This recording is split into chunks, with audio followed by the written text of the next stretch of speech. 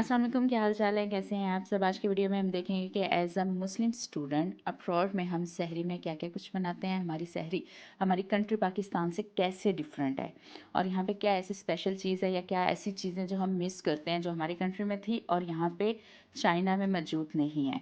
और इसके अलावा हमारा ये वक्त कैसे गुजरता है, इस टाइम में हम क्या क्या कुछ करते हैं। तो चलिए चलते देखते हैं। सबसे पहले मैं अपना जो अलार्म है वो सेट किया हुआ था 3 बजे का, रात के 3 बजे का। जैसे मेरा अलार्म बजा मैं उठी, उठ के मैंने मुँह हाथ वगैरह धोया, वज़ू किया। उसके बाद जो मैंने सहरी में बनाना था, आटा हो गया, दही हो गया, ये चीज़ें सालन वगैरह निकाल के मैंने बाहर रखा और 2 अंडे लिए, क्योंकि मैं और मेरी रूममेट हम इकट्ठे सहरी करते हैं। सहरी मैं बनाती हूँ, इफ्तारी वो बनाती है। इस तरह से हमने काम डिवाइड किया हुआ है। तो जैसे ही मैंने अंडे बॉयल करने के लिए रख दिए, उसके बाद मैं अपने कमरे में दोबारा वापस आई और मैंने पानी गर्म करने के लिए रखा, क्योंकि मेरी एक आदत है, चाहे रमज़ान है या नहीं है, मैं गर्म पानी पीती हूँ उठने के बाद। बाहर देखें माशाल्लाह कितना ज़बरदस्त मौसम है, जगमग जगमग छोटी छोटी सी लाइट्स लगी हुई हैं, चल रही हैं। और बिल्डिंग्स, बड़ी बड़ी बिल्डिंग्स में ये लाइट बहुत अच्छी लगती है। और मैंने पानी गर्म करने के लिए केटल में रख दिया और जैसे ही पानी गर्म हुआ तो मेरे पास यहाँ पे आंवले का जो जूस है वो मौजूद है, जिसमें मैंने आंवला हो गया, कड़ी पत्ता, कच्ची हल्दी मिला के इसको मिक्स करके मैंने मिक्सचर बनाया हुआ है और उसमें मैंने गर्म पानी डाल के रख दिया ताकि ये थोड़ा सा नॉर्मल हो जाए। फिर मैंने अपनी तहज्जुद की नमाज़ अदा की, क्योंकि मेरी एक आदत है कि मैं जब भी रोज़ा रखती हूँ उससे पहले मैं तहज्जुद लाज़मी पढ़ती हूँ, क्योंकि हमने मुँह हाथ तो धोना होता है, तो 4 नफ़ल तहज्जुद के पढ़ने में कोई हर्ज नहीं है। ये एक बहुत अच्छी आदत है, आपको भी अपनानी चाहिए। फिर उसके बाद मैं किचन में वापस आई तो देखें रात में हमने बनाई हुई थी मैकरोनी, लेकिन अफ़सोस इस टाइम में सहरी में मैकरोनी नहीं खा सकती थी और साथ में दूध बॉयल किया हुआ था। हम यहाँ पे खुला दूध इस्तेमाल करते हैं जो कि आसानी से मिल जाता है। फिर मैंने देखा कि जो अंडे हैं वो बॉयल हो चुके हुए हैं, तो इनको मैंने अंडों को निकाल के साइड पे रख लिया और उसके बाद मैं दोबारा गई अपनी लस्सी बनाने के लिए। देखें घर में बनाया हुआ दही है जो कि बिल्कुल पाकिस्तान की तरह है। देखें आप कितना माशाल्लाह कितना ज़बरदस्त इसका टेक्सचर है और ये खाने में भी बहुत ज़्यादा मीठा होता है, मज़ेदार होता है। फिर उसके बाद मैंने इस दही में पानी मिलाया। पानी मिलाने के बाद मैंने इसको हाथ से ही ब्लेंड कर दिया, क्योंकि यहाँ पे जो है ब्लेंडर इस टाइम पे मौजूद नहीं था मेरे पास, क्योंकि मेरी फ्रेंड ने मेरे से इसको बोरो किया हुआ था। इस वजह से मैंने हाथ से ही इसको दही को लस्सी बनाया और उसके बाद जो मेरा पानी था वो थोड़ा सा नॉर्मल हो चुका हुआ था और गर्म पानी को मैंने पिया। तब तक मेरी जो रूममेट है वो भी उठ चुकी हुई थी, क्योंकि मैंने उसका दरवाज़ा नॉक कर दिया हुआ था। जैसे ही मैं गर्म पानी को पी रही थी तो मेरी रूममेट भी अपने कमरे से बाहर आ गई। हमने एक दूसरे को अस्सलाम वालेकुम कहा, एक दूसरे का हाल चाल पूछा और उसके बाद एज़ यूजुअल उसने कहा कि तुम हमेशा की तरह पहले उठी हुई होती है और अपने आधे से ज़्यादा काम कंप्लीट कर चुकी हुई होती है। तो मैंने कहा बस मेरा ये पानी ख़त्म हो रहा है, तो उसके बाद मैं रोटी बनाऊँगी अपनी सहरी के लिए। फिर उसके बाद मैं किचन में दोबारा आई और रोटी बनाने के जो लाज़िमात थे वो मैंने कबर्ड से एक-एक करके बाहर निकालना शुरू कर दिए। सूखा आटा हो गया, बेलना हो गया, तो इस तरीके से मैंने अपनी चीज़ें मुकम्मल की और उसके बाद देसी घी निकाला। देसी घी के बगैर हमारी इफ्तारी और सहरी नामुमकिन है। हम यहाँ पे ज़्यादातर देसी घी इस्तेमाल करते हैं और ये किसान देसी घी है जो हम पाकिस्तान से ऑनलाइन यहाँ पे शॉप का आसानी से मिल जाता है। फिर मैंने अपना जो बर्नर ऑन करने के बाद अपना जो सालन है उसको मैंने गर्म करने के लिए रख दिया। आज सालन में मेरे पास बना हुआ था मटर और चिकन बने हुए थे और उसके बाद मैंने जो अंडे बॉयल किए हुए थे इनको छिलका उतारा। छिलका उतारने के बाद जो सालन गर्म करने के लिए रखा हुआ था उसमें डाल। यहाँ पे पाकिस्तान जैसे सहरी का मज़ा नहीं है, क्योंकि पाकिस्तान में आपका पूरा मोहल्ला जगा हुआ होता है। बल्कि बचपन में तो ढोल वाले आते थे, वो ढोल बजाते थे और बताते थे कि सहरी का टाइम हो गया हुआ है। यहाँ पे ऐसा कोई भी सीन नहीं होता। यहाँ पे हमें अलार्म से उठना पड़ता है। पाकिस्तान में तो अम्मा की आवाज़ हमें सुनाई दे जाती है, तो यहाँ पे ऐसा सीन नहीं है। फिर जैसे ही मैं पेड़े बना रही थी रोटी की तो मेरी रूममेट ने कहा कि मैं मीठी रोटी खाऊंगी, तो उसने मुझे शक्कर निकाल के दी। मैंने कहा चलो आप मुझे शक्कर जो है वो निकाल के दे दो, मैं आपके पेड़े बना देती हूँ। फिर मेरे पास जो रोटी थी मैंने अपनी एक सिंपल रोटी बनाई और उस अपनी रूममेट की मैंने 2 छोटी वाली रोटियों से एक बड़ा रोटी बनाई, मीठी रोटी बनाई। फिर मैंने इसको बेलना शुरू किया और यहाँ पे जो है मुझे अपनी अम्मी की बहुत ज़्यादा याद आती है, अपने घर वालों की बहुत ज़्यादा याद आती है, क्योंकि घर में हमारा जो है काम डिवाइडेड होते हैं। कभी छोटी बहन ये काम कर रही है, बड़ी बहन ये काम कर रही है, अम्मा ये काम कर रही है, भाई बाहर से दही ला के दे रहा है। तो इस तरीके से काम डिवाइडेड हो जाते हैं। यहाँ पे सारा काम खुद एक बंदे को करना पड़ता है। तो यहाँ पे ये चीज़ आती है कि फैमिली का जो है वो याद बहुत ज़्यादा आती है। और दूसरी यहाँ पे मेरी तीसरी सहरी है, तो मुसलसल घर वालों से दूरी की वजह से मुझे काफ़ी ज़्यादा होम सिकनेस भी फ़ील हो जाती है। ख़ास तौर पर रमज़ान के आखिरी दिनों में जब ईद आने वाली होती है तो फिर बहुत ज़्यादा घर की याद आती है। तो बस इसी यादों में ही खोई हुई मैं अपनी सहरी बना रही थी। फिर मेरी रूममेट ने जो शक्कर थी वो मुझे निकाल के दी। वो शक्कर क्योंकि मोटी मोटी सी थी, फिर उसने उसको थोड़ा सा ब्लेंड किया। ब्लेंड करने के बाद मुझे जैसे शक्कर दी उससे पहले मैंने अपनी जो रोटी है उसके ऊपर देसी घी की एक लेयर लगा दी कि ताकि जो शक्कर है और देसी घी है ये एक अच्छे से मिक्सचर बन जाए और ज़्यादा जो है वो थिकनेस ना आए।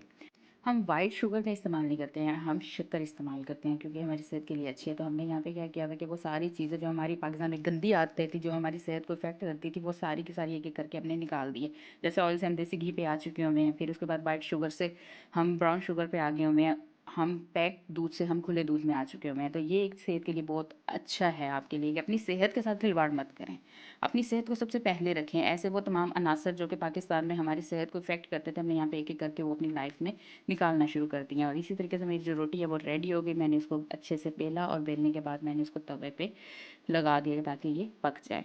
मैं भी आप सबको यही सजेस्ट करूँगी कि चाहे आप कहीं पे भी मौजूद हों, किसी भी एरिया में हो, किसी भी जगह पे हों, आप उन सब चीज़ों को अवॉइड करें जो कि आपकी सेहत को इफ़ेक्ट करती हैं।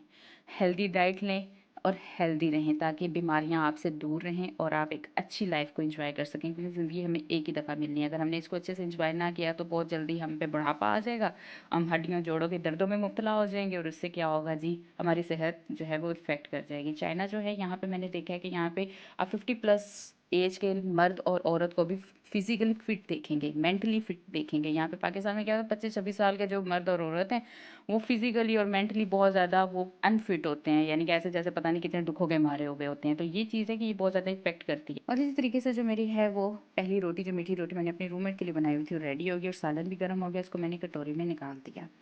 और दूसरी तरफ जो मेरी रोटी रेडी हुई थी उसको मैंने उतार लिया और ऑलरेडी जो मेरे पास घर से मैं पौना नैपकिन लेके आई हुई थी उसके ऊपर मैंने रोटी को रख दिया। और साथ साथ मेरी कोशिश थी कि मैं जो सामान है वो साथ साथ समेटती रहूँ। ये मेरी आदत है कि जैसे जैसे मैं किचन में काम करती हूँ मैं साथ साथ उसको समेटती रहती हूँ, इस तरीके से ज़्यादा बिखेरा नहीं पड़ता है। जैसी मीठी रोटी पक गई तो मैं जब बाहर जाके टेबल के ऊपर उसको रखा ताकि मेरी रूममेट जो है वो उसको खा ले। उसके बाद फिर मैंने अपनी रोटी को तवे पे डाला और अपनी रोटी पकाने के लिए रखी, क्योंकि मुझे ऑयली रोटी पसंद नहीं है। इस वजह से मैं प्लेन रोटी का इस्तेमाल करती हूँ दिन में और रात में भी। मैं और जो है पराठा या ऑयली चीज़ों से बहुत ज़्यादा अवॉइड करती होती हैं। और इस तरीके से मैंने जो बाकी चीज़ें थी उनको मैंने समेट लिया और जो मेरी रोटी है वो तकरीबन पकने वाली है। फिर इसको मैंने चिमटा पकड़ा और चिमटे के साथ मैंने इसको सेक लिया अपनी रोटी को। और जैसे ही मेरी रोटी ये पक कर रेडी हो गई तो ये देखिए माशाल्लाह कितनी पतली पतली सी गोल गोल सी रोटी बनी है, जो कि पाकिस्तान में हमारी माओ की एक जो ख्वाहिश होती है कि मेरी बेटी गोल गोल रोटियां बनाए, सास की भी ये ख्वाहिश होती है कि हमारी बहू गोल गोल रोटियां बनाए।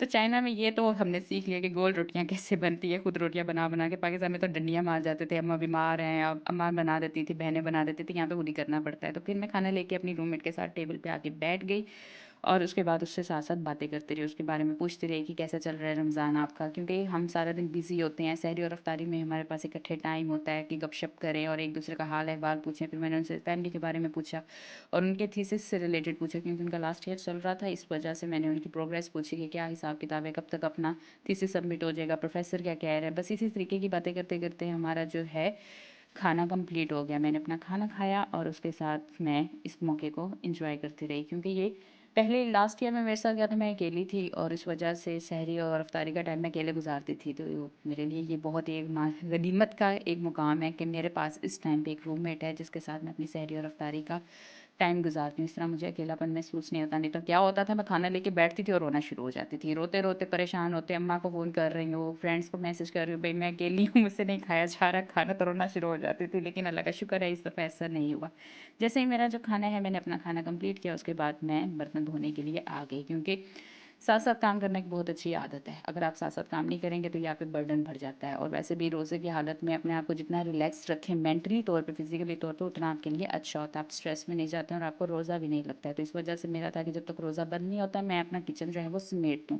मैंने अपने सारे जो बर्तन हैं उनको मैंने धो के उनकी जगह पे रख दिया और उसके बाद जो है किचन जहाँ पे मैंने रोटी वगैरह बनाई थी वहाँ पे मैंने देखा अभी थोड़ा सा आटा वगैरह पड़ा हुआ था, बर्नर पे भी कुछ छींटे पड़े हुए थे सालन के, तो उन सबको मैंने साफ़ किया। साफ़ करने के बाद मैंने जो नैपकिन जिससे मैं ये साफ़ कर रही थी उसको भी धो के मैंने अच्छे से रख दिया, ताकि सुबह मेरे रूममेट उठे या मैं उठूँ तो हमें किचन साफ़ सुथरा नज़र आए। क्योंकि बाहर हैं या आप अपने कंट्री में या अपने घर में मौजूद हैं, अपना काम आपको खुद करने की आदत डालनी चाहिए। छोटे छोटे ये काम होते हैं, ये आपको बड़े-बड़े मसले मसाइल से बचाते हैं। अगर आप किसी के साथ रूम अपार्टमेंट शेयर कर रहे हैं, तो ये छोटी-छोटी अंडरस्टैंडिंग होती है कि आपने अपना काम छोटे-छोटे काम करने से कोई भी हर्ज नहीं होता है। मसले मसाइल तभी पैदा होते हैं कि जब आप काम किसी पे डाल देते हो कि आप करो, मैंने नहीं करना। तो इस तरीके से रूममेट्स में मोस्टली लड़ाइयाँ होती हैं। तो अल्लाह का शुक्र है हमें ऐसा नहीं है कि हम ये छोटे-छोटे काम को बोदर नहीं करते हैं, अपने जो काम है खुद ही कर देते हैं, दूसरे के लिए नहीं छोड़ते हैं। उसके बाद मैं फ्री होके जैसे ही आई, मैंने जो अपनी लस्सी बनाई हुई थी दही की, उसको मैंने पीना शुरू कर दिया और अपनी रूममेट से बाकी बातें वगैरह करना शुरू हो गई कि क्या हाल चाल है, क्या हिसाब किताब है, क्योंकि हमारी बातें जो है वो ख़त्म नहीं होती हैं। अफ्तारी का और सहरी का टाइम जो है हमारा वो ख़त्म हो चुका होता है, लेकिन हमारी बातें नहीं ख़त्म होती क्योंकि हम गर्ल्स हैं ना, तो इस वजह से हम नॉन स्टॉप बोलते हैं, हमें बहुत ज़्यादा स्टेमिना होता है बोलने का। जैसे ही मेरी लस्सी ख़त्म हुई, उसके बाद मेरी रूममेट ने मुझे खजूर ऑफ़र की। ये भी हमने ऑनलाइन मंगवाई हुई है खजूर। यहाँ पे बिल्कुल पाकिस्तानी टच की हमारे पास खजूर मौजूद होती है। यहाँ पे ऑनलाइन सब कुछ मिल जाता है। ऐसा नहीं है कि बाहर की कंट्री में जाएंगे हमें खाने पीने के लाले पड़ जाएंगे, हमें कुछ पाकिस्तानी फूड नहीं मिलेगा। सब कुछ आजकल ऑनलाइन अवेलेबल है। आपको घर वाली कमी महसूस नहीं होती। जो आप वहाँ पे घर में खाते हैं वही सब कुछ आपको यहाँ पे ऑनलाइन प्रोवाइड होता है। Pakistani, international food, Indian food, किसी भी कंट्री का फूड आपको यहाँ पे चाइना में ईजिली ऑनलाइन और ऑफलाइन आपको शॉप्स पे भी मिल जाता है। तो यहाँ पे एक ये हमें सहूलत हो चुकी है। आज से 5-6 साल पहले ऐसी हमें सहूलत नहीं थी, लेकिन अब अल्लाह का शुक्र है कि हमें अब्रॉड में भी ये सहूलत मौजूद है। फिर मैंने टाइम देखा तो सहरी ख़त्म होने का टाइम था, तो मैंने कहा थोड़ी सी मैं अपनी तस्बीह कर लूँ। और मेरे घर में जाए नमाज़ हमेशा बिछी रहती है। ये हमें याद दिलाती है कि हमने नमाज़ पढ़नी है। ये हमें अपने अल्लाह से जोड़े रखती है ये, क्योंकि हम आते जाते जब देखते हैं जाए नमाज़ बिछी हुई है तो हमें ये एहसास होता है कि हमने नमाज़ पढ़नी है। तो ये भी एक बहुत अच्छी आदत है। और इसी तरह मैंने फिर अपनी जो फ़जर की नमाज़ अदा की, अपनी, अपने दोस्तों की, अपने प्यारों के लिए मैंने हदायत की और आसानियों की दुआ मांगी कि अल्लाह पाक हमें हदायत दे, हमारे लिए आसानियाँ पैदा करे, हमारी डिग्री टाइम से कंप्लीट हो। फिर उसके बाद मैं अपना कुरान पाक लेके बैठ गई, क्योंकि दिन में बहुत ज़्यादा मसरूफियत की वजह से टाइम नहीं होता है। तो आज क्योंकि 27वां रोज़ा था और मेरा आज आखिरी सिपारा स्टार्ट होना था, यानी 30वां सिपारा आज मेरा कुरान पाक मुकम्मल होना था। तो मैंने अपना आज कुरान पाक मुकम्मल किया। अल्लाह के फजल करम से शुक्र है अल्हम्दुलिल्लाह, मेरा कुरान पाक मुकम्मल हो गया। और रोज़ा हमें बचपन में सिखाया जाता है कि सिर्फ भूखे पेट रहने को रोज़ा नहीं कहते हैं। हमें वो सारे बुरे अमाल, हमें बुरी सोचों से दूर रखना चाहिए अपने आप को, जो हमारी ज़िंदगी को और हमारे मेंटल हेल्थ को बर्बाद करते हैं और हमारे लिए गुनाहों का सबब बनते हैं। तो इस तरह से आप ज़्यादा से ज़्यादा कोशिश करें, नमाज़ पढ़ें, नवाफ़िल पढ़ें, कुरान पाक पढ़ें, ताकि आप अल्लाह से जुड़े रहें। और एक माह की ये जो हमारी हैबिट है, ये हमें आगे लॉन्ग टर्म में भी काम आती है। हमें आदत जो बन जाती है 1 महीना नमाज़ें पढ़ने की, तो फिर हमें ये आगे भी काम आती है। तो जैसे मेरा कुरान पाक मुकम्मल हुआ, मैंने इसको रख दिया और जब देखा तो ऑलरेडी ये सुबह के 6 बज रहे थे। मैंने कहा चलो थोड़ी देर रेस्ट कर लूँ, क्योंकि मुझे 9 बजे लाइब्रेरी के लिए निकलना था। तो मैंने इस रेस्ट करने की नीयत से अपना ब्लैंकेट अपने ऊपर ओढ़ा और सोने के लिए लेट गई। फिर मिलती हूँ अगली वीडियो में, तब तक के लिए अल्लाह हाफ़िज़।